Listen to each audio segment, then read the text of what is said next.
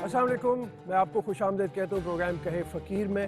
हमेशा की तरह सैयद सरफराज शाह साहब मारूफ दीनी स्कॉलर हमारे साथ मौजूद हैं, हमारी रहनुमाई करते हैं, गाइड करते हैं हमें, ज़िंदगी के बहुत से असूलों के बारे में ऐसे बताते हैं जो असूल इंसान की ज़िंदगी के लिए एक तरह कहा जाए तो हासिल है ज़िंदगी का, कि उनको सीखा जाना ज़रूरी है, जिसके बगैर ज़िंदगी बेमानी होकर रह जाती है, बेकैफ होकर रह जाती है।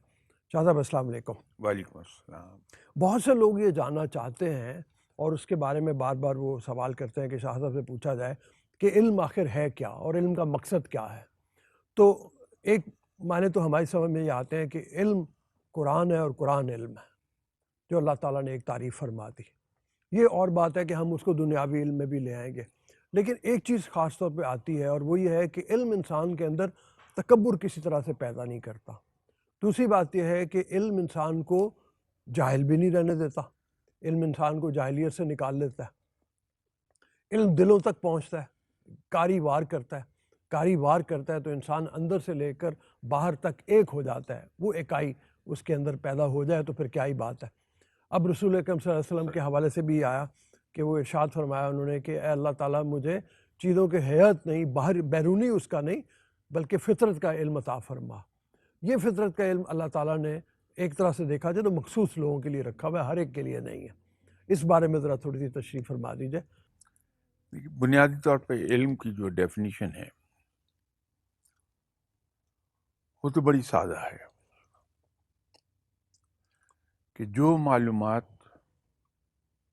हम हासिल करते हैं, या ज़्यादा सही होगा ये कहना कि जो मालूमात हम हासिल करते हैं या हम तक पहुंचती हैं, उन मालूमात को जब हम अपनी ज़िंदगी पर इम्प्लीमेंट कर लेते हैं और उन मालूमात के इम्प्लीमेंट होने के नतीजे में जो हमारे रवैयों में चेंज आती है, तो वो मालूमात इल्म हो जाती है। ठीक है। और अगर उसको हम अपने ऊपर इम्प्लीमेंट न कर पाए और उससे हमारी ज़िंदगी के रवैयों में कोई तब्दीली ना आए, तो वो इल्म नहीं है, वो मालूमात है। ठीक है। हम उसको जानेंगे ज़रूर ठीक उसको, है। लेकिन वो बेफ़ायदा है हमारे लिए। ठीक है। अब ये तो मैं एक्सप्लेन करके थोड़ा भूल गया, तो इसको दो चार अल्फाज में ही कहा जा सकता है ठीक है। कि वो मालूमात जो हम तक पहुंचती हैं या हम हासिल करते हैं, अगर वो हमारी ज़िंदगी पर असरअंदाज होकर हमारे रवैयों को बदल दें, ठीक है। तो वो इल्म है। ठीक है। ये तो है सिर्फ इल्म। ठीक है। अब आगे इल्म की कई एक अक़साम बन जाती हैं। ठीक है। एक दीनी इल्म है, एक साइंसी इल्म है। अब वो जो दुनियावी इल्म है, दीनी इल्म है और दुनियावी इल्म है, उस दुनियावी इल्म की आगे बेशुमार किस्में हो गई। फिर वो बाइफरकेट होता चला जाता, एरियाज ऑफ स्पेशलाइजेशन में एंटर हो जाता। लेकिन बुनियादी तौर पर उसको हमने इंसानों ने तकसीम कर रखा है दो ही में, दुनियावी इल्म और एक दीनी इल्म। इस्लाम ने जो कमाल कर दिखाया है वो ये है कि इस्लाम के अंदर कहीं दीन और दुनिया की तफरीक नहीं है। इसलिए इस्लाम दीन कहलाता है ठीक। कि वो हमारी ज़िंदगी के तमाम पहलुओं पर मुहित है। सही है। या यूँ कह लीजिए कि हमारी ज़िंदगी के जितने भी पहलू हैं, जितने भी एस्पेक्ट्स ऑफ लाइफ हैं, वो गवर्न होते हैं इस्लाम के अहकामात से। जी। जो अहकामात इलाही हैं, जी। जिसको हम कोई भी नाम दे लें, वो गवर्न होते हैं उससे। ठीक। तो इस्लाम के अंदर ये कहना दुरुस्त नहीं होगा कि साहब ये تو دین ہے اور یہ دنیا دنیا ہے. ہم، مسلمان کی دین اور دنیا، ہم، وہ دین اس کا اسے گورن کرتا ہے، اس کی ہم، دنیا کو. علم میں تفریق آتی ہے، ہم، وہ ہے کہ ایک تو ایکوائرڈ علم ہے، جو میں مختلف ذرائع سے سیکھتا ہوں، مشاہدے سے، کتاب سے. کتاب سے جی سیکھتے ہیں. ایک اس کو ڈیوائن علم کہہ لیجئے.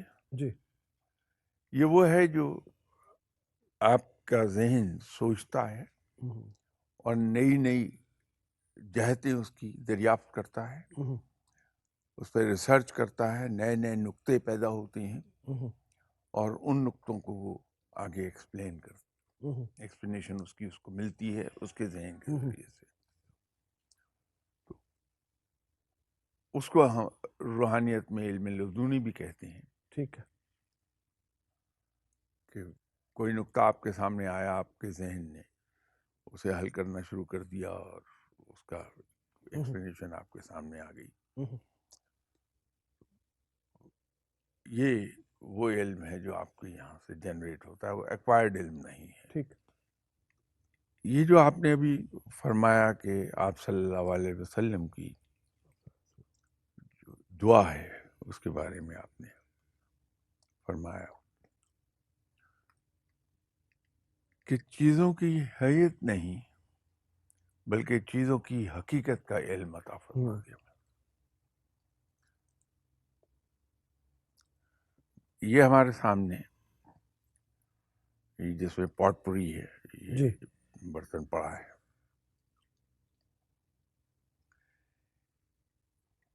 ایک اس کا علم یہ ہے کہ میں اس کو دیکھتا ہوں کہ اس کی یہ شکل ہے اور یہ شیشے کی بنی ہوئی ہے اور اس کا یہ ڈیزائن ہے، یہ اس کی حیت کا علم ہے. جی لیکن یہ بنا کیسے؟ ہم،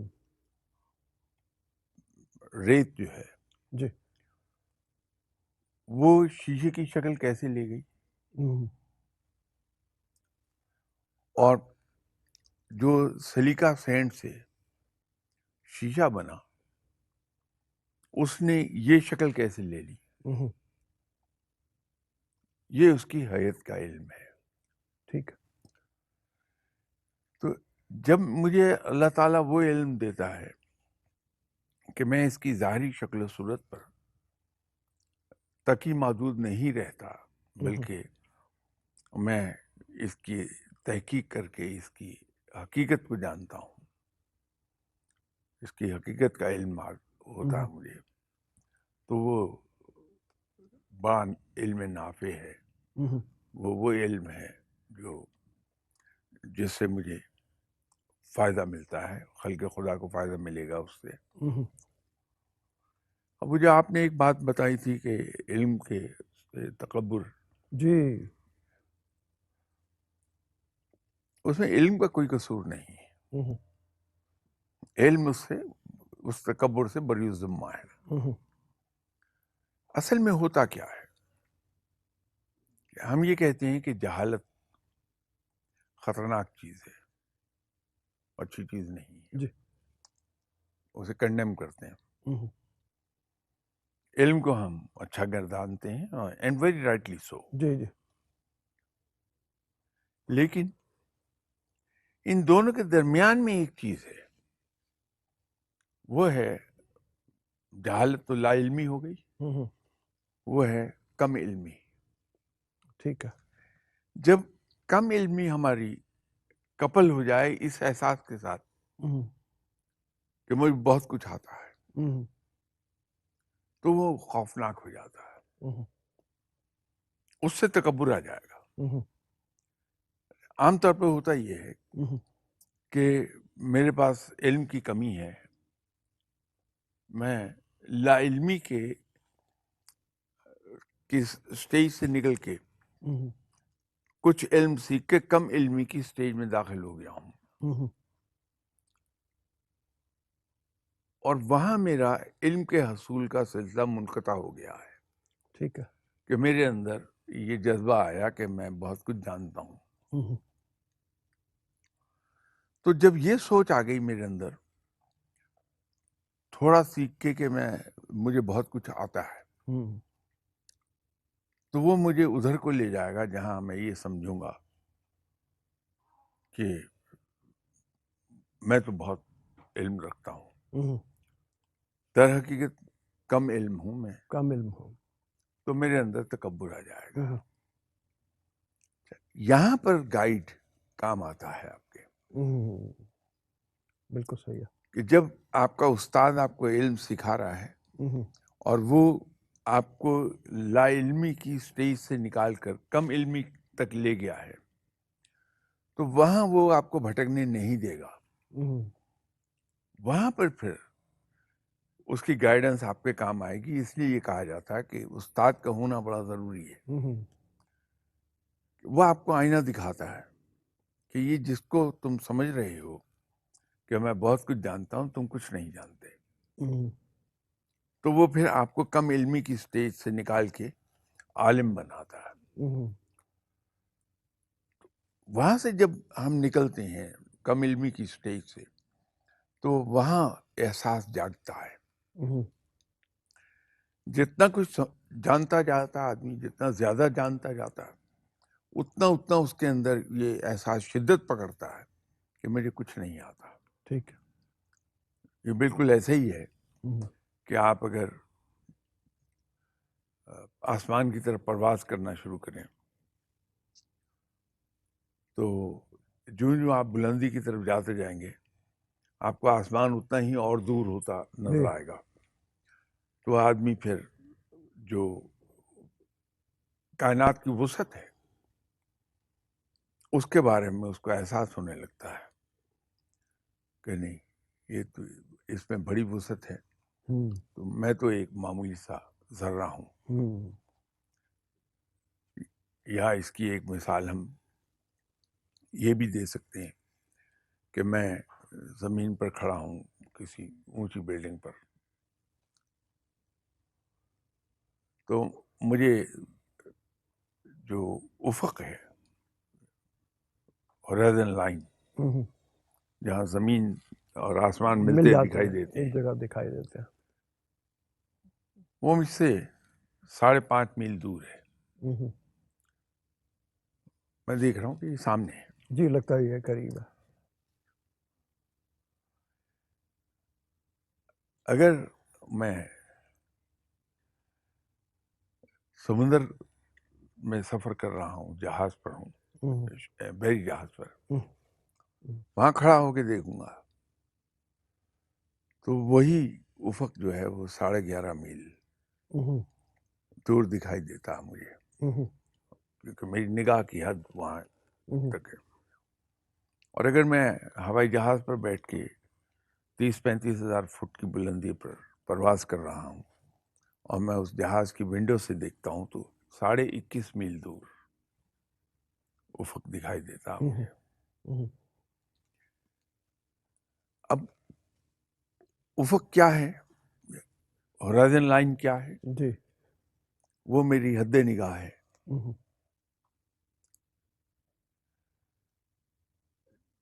نہ تو میری بینائی تیز ہوئی ہے، نہ افق کے اندر کوئی تبدیلی ہوئی ہے، دوری نہیں ہوئی ہے، نہ وہ قریب آیا ہے، نہ قریب آیا۔ جی، ہوا کیا ہے کہ میں بلند ہو گیا ہوں۔ سمندر میں اگر سفر کر رہا ہوں تو میں کھلی جگہ پر آ گیا ہوں جہاں رکاوٹیں نہیں ہیں۔ جہاز پر سفر کر رہا ہوں تو میں بلند ہو گیا ہوں، تو مجھے وہ دور دکھائی دے رہا ہے۔ تو جو میں علم سیکھوں گا اور میرا گائیڈ مجھے یا میرا استاد مجھے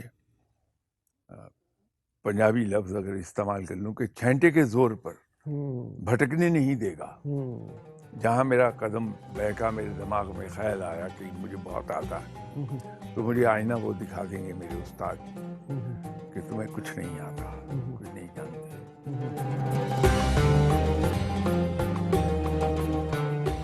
شعر مجھے ہمیشہ یاد آ جاتا ہے آپ کی خدمت میں، وہ منیر نیازی صاحب کا ایک شعر ہے کہ ایک اور دریا کا سامنا تھا منیر مجھ کو، میں ایک دریا کے پار اترا تو میں نے دیکھا۔ بے شک۔ تو یہ جو ہے کہ جو انسان کا علم بڑا ہوتا ہے، علم زیادہ ہوتا ہے، تو اس کو احساس ہوتا ہے، اپنی کم مائگی کا احساس ہوتا ہے، اس کو یہ احساس ہوتا ہے کہ میں بہت چھوٹا تھا ہوں۔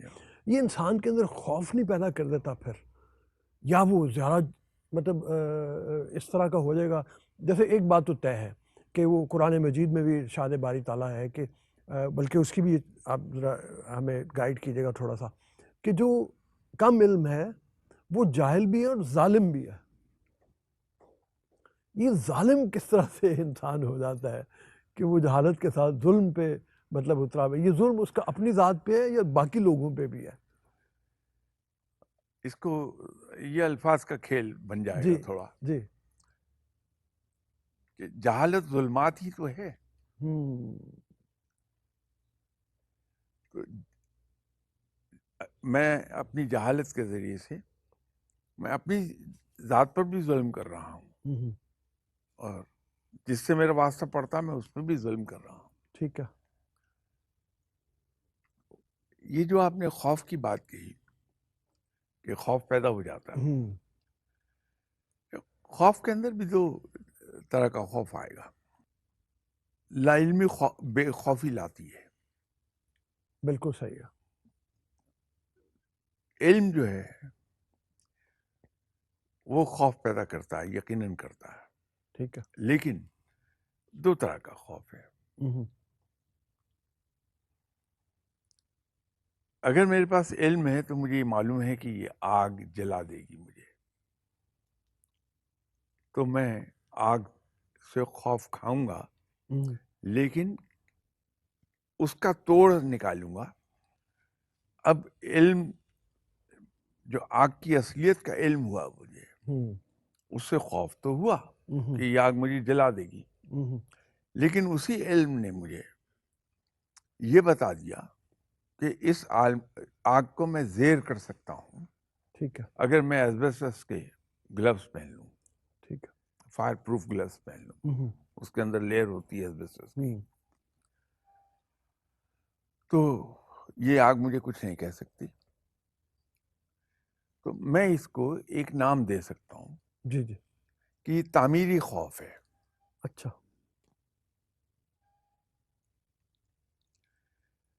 اگر مجھے یہ پتہ چل جائے کہ آگ مجھے جلائے گی, لیکن میں اس سے آگے علم کو استعمال نہ کروں اور میں اس کا توڑ نہ پیدا کروں, تو یہ خوف وہ ہے جو مجھے آگے بڑھنے سے روک دے گا.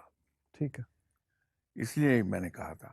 ٹھیک ہے. تو علم جو ہے وہ اس سے خوف تو پیدا ہوگا, لیکن وہ تعمیری خوف ہے کہ میں اپنے علم کو استعمال کر کے اس کا توڑ پیدا کر لوں گا, اس چیز کو زیر کر لوں گا.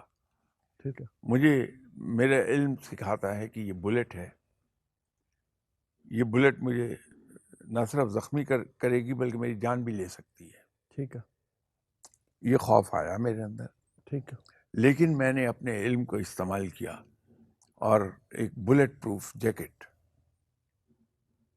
بنا لی, اس کو پہن لیا میں نے. اب مجھے بلٹ کچھ نہیں کہہ سکتی. ٹھیک ہے. تو میں اسے تعمیری خوف کہوں گا, کیونکہ یہ مجھے تخلیق کی طرف لے گئی. ٹھیک ہے. یہ جو تعمیری خوف جس کا نام دے رہا ہوں میں, جی جی. یہ مجھے تخلیق کی طرف لے جائے گا. ٹھیک ہے. اور وہاں میں ایک چیز ڈیولپ کر لوں گا اس سے بچاؤ کے لیے. ٹھیک ہے. تو اس وجہ سے یہ خوف بڑا مباح ہے کہ یہ ہمیں تعمیر کی طرف لے کے جاتا ہے, ڈسکوریز کی طرف لے کے جاتا ہے. ٹھیک ہے. یہ ہونا چاہیے. بالکل صحیح ہے. مطلب یہ جو تعمیلی خوف آپ نے کہا, اس کی کریٹیوٹی کی ایک شکل جو ہے وہ اس طرح سے پیدا ہوتی ہے کہ وہ انسان کو تخلیق کی طرف لے کے جاتا ہے. اس کا مطلب یہ ہے کہ علم سے تعمیلی خوف اور تعمیلی خوف سے پھر تخلیق کی طرف, یہ انسان کا گول ہونا چاہیے. صرف ایک چھوٹی سی بات مطلب اس میں پیچھے جاتے ہوئے مطلب میں یہ عرض کرنا چاہ رہا ہوں کہ جو تکبر کی جیسے ہم نے بات کی, تو کیا ہم یہ کہہ سکتے ہیں کہ تکبر شیطانی صفت ہے, شیطانی صفت ہے؟ اس کی وجہ یہ ہے کہ ابلیس کو تمام علوم سکھا دیے گئے تھے, اس کے باوجود وہ کھڑا ہو گیا اور اس نے تعظیم نہیں کی. اگر وہ علم والا ہوتا, اس کا مطلب اس کو عالم نہیں کہا جا سکتا, اس کو علم والا نہیں کہا جا سکتا. اگر وہ علم والا ہوتا تو وہ جھک جاتا. حضرت آدم کو بھی تمام ودیت کر دی گئی تھی, تمام علم سکھا دیے گئے تھے, لیکن تو وہ شیطانی صفت جو ہے اس سے ہر صورت میں انسان کو بچنا ہے کہ وہ انسان کے اندر پیدا ہوگی، وہ تکبر بھی آئے گا، وہ ظالم بھی ہوگا اور وہ پھر جھکنے سے انکار بھی کرے گا۔ تو سجدہ اس معاملے میں چاہے وہ اپنے رب کے سامنے ہو یا اپنے مرشد کے سامنے ہاتھ پھیلا کے اس کو کہنا ہو کہ میرا ہاتھ یہ نبی اکرم صلی اللہ علیہ وسلم کے صلی ہاتھ میں اللہ علیہ تھما دی جائے۔ وسلم۔ یہ جس واقعے کی طرف آپ اشارہ کر رہے ہیں، اس سے دو تین چیزیں سامنے آ جائیں گی۔ سوال تو سب نے کیا، فرشتوں نے بھی جی اور جنات نے، لیکن کسی اور کو سزا نہیں ملی۔ جی اس کی وجہ یہ تھی کہ انہوں نے سوال کیا، جب جواب آیا تو انہوں نے سر جھکا دیا۔ سر جھکا دیا، بالکل۔ شیطان کو جس چیز کی سزا ملی وہ آپ نے درست فرمایا، اس کو سزا ہی ملی ہے تکبر کی اور کسی چیز کی نہیں۔ ورنہ سوال کرنے پر تو سزا نہیں ملی، وہ بالکل تو صحیح سب ہے، نے کیا تھا۔ بالکل صحیح ہے۔ اس کو تکبر کی سزا مل گئی۔ بابا آدم، انہوں نے معافی مانگ لی فوراً، جہاں انہوں نے وہ میوہ کھا لیا جنت میں جس سے منع کیا گیا تھا کہ اس درخت کے قریب نہ جاؤ، فوراً معافی مانگ لی، معاف کر دیے گئے۔ تو اگر شیطان بھی معافی مانگ لیتا تو وہ شیطان نہ ہوتا، تو سزا تکبر کی ملی۔ تکبر تو معاف ہوتا ہی نہیں ہے کسی صورت بھی، جب تک کہ تکبر کرنے والا فوراً معافی نہ مانگ لے، ادروائز تکبر سے آدمی نیچے ہی گرتا ہے۔ ٹھیک ہے۔ تو یہ جس انسان کو یہ تکبر ہوا کہ مجھے بہت علم آتا ہے، وہ پھر علم میں آگے بڑھ نہیں پاتا۔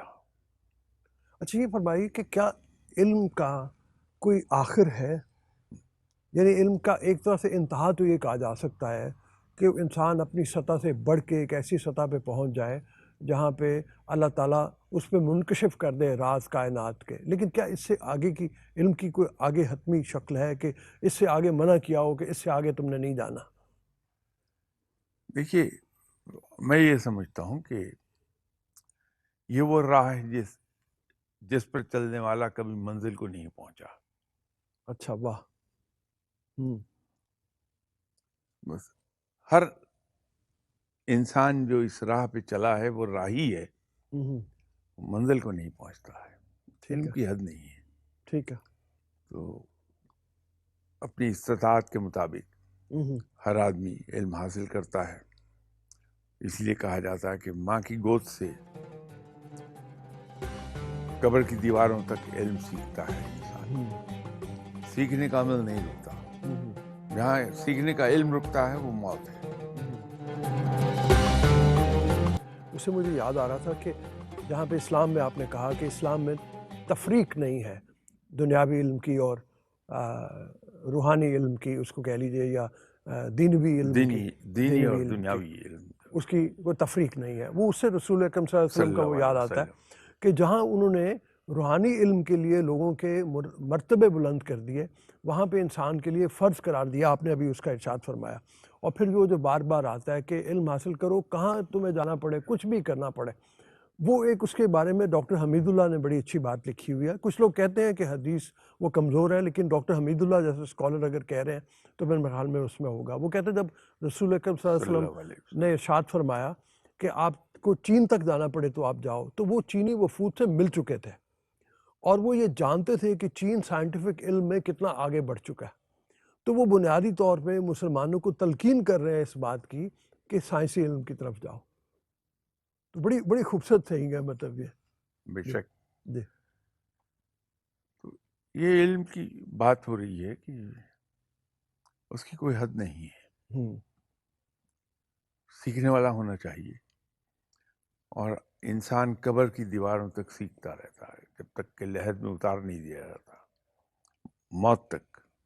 اس لیے میں اس کو ایک بات کہا کرتا ہوں کہ جہاں سیکھنے کا علم رکا وہ اس کی موت ہے انسان کی. تو سیکھنے کا علم نہیں رکنا چاہیے کہیں. ٹھیک ہے، یعنی موت سے پہلے موت ہے. جی بے شک. ٹھیک ہے، جہاں اس کا سیکھنے کا علم وہ رکاوٹ آئی وہ اس میں وہ اس کے خاتمہ ہو جائے گا، اور جہاں وہ بڑھتا چلا جائے گا وہ انسانیت کی خدمت بھی کر رہا ہوگا، جو تخلیق آپ نے جیسے بتائی ہے، مطلب اس طریقے سے. اچھا، کچھ اگر آپ کی اجازت ہو پچھلے پروگرام سے متعلق کچھ سوال ہمارے ہیں وہ رکھ لیں، پھر اگلے پروگرام کی طرف ہم چلیں گے. ایک سوال یہ ہے کہ وہ یہ کہتے ہیں کہ حضرت علی کرم اللہ وجہہ نے فرمایا، آپ نے کہا تھا کہ انسانوں سے کس طرح کا رویہ رکھنا چاہیے یا اس کے بارے میں کیا ہونا چاہیے، تو وہ یہ کہہ رہے ہیں کہ ایک تو شاہ ولی اللہ کے حوالے سے ہے کہ اس کے بارے میں ذرا تشریح فرما لیجیے کہ وہ کہتے ہیں کہ عبادت سے آپ کو جنت ملے گی لیکن خدمت سے آپ کو جنت ملے گی. یہ خدمت کیا وہی خدمت ہے جو انسانوں کی خدمت کرنے کے حوالے سے ہے؟ اس کی ایکسپلینیشن اس طرح سے ہم کر سکتے ہیں کہ عبادات سے انسان میں پارسائی آتی ہے اور نیکی سے رب ملتا ہے.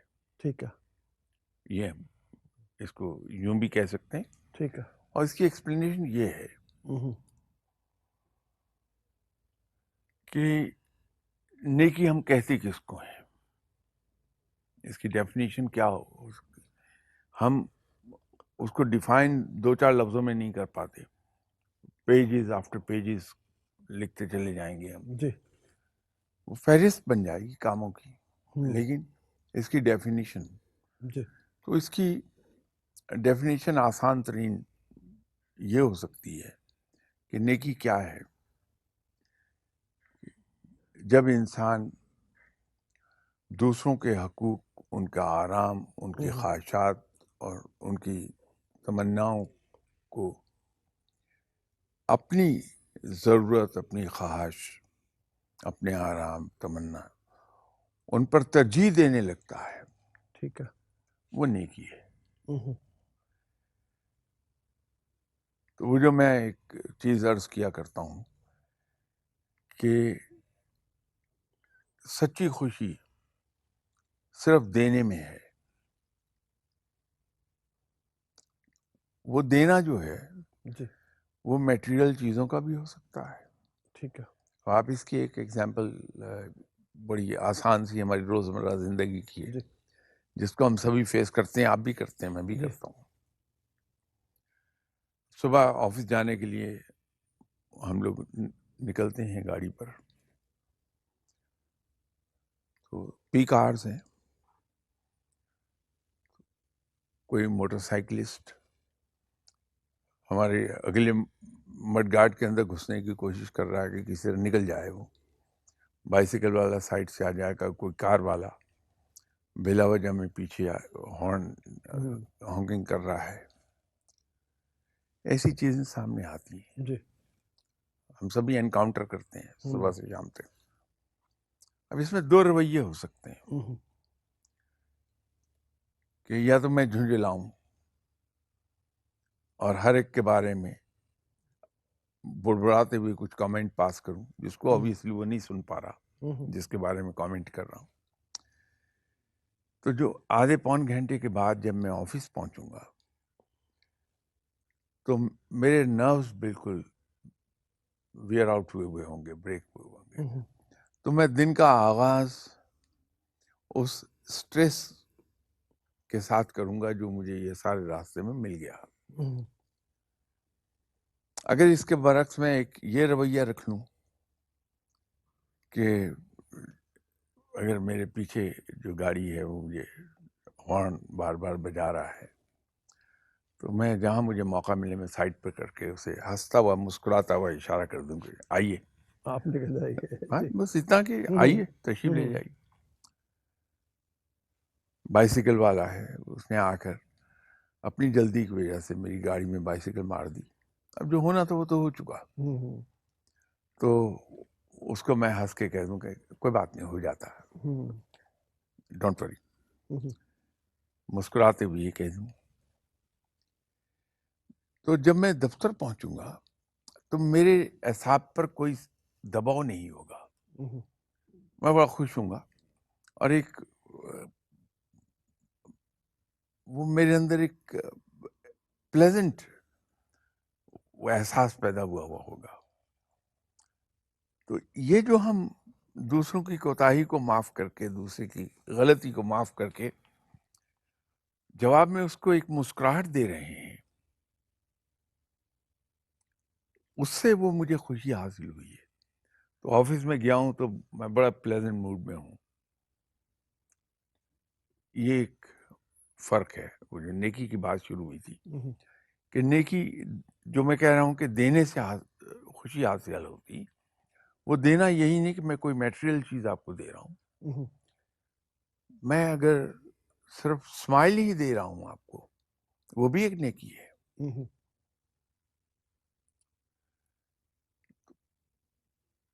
نیکی کے ذریعے رب ملتا ہے.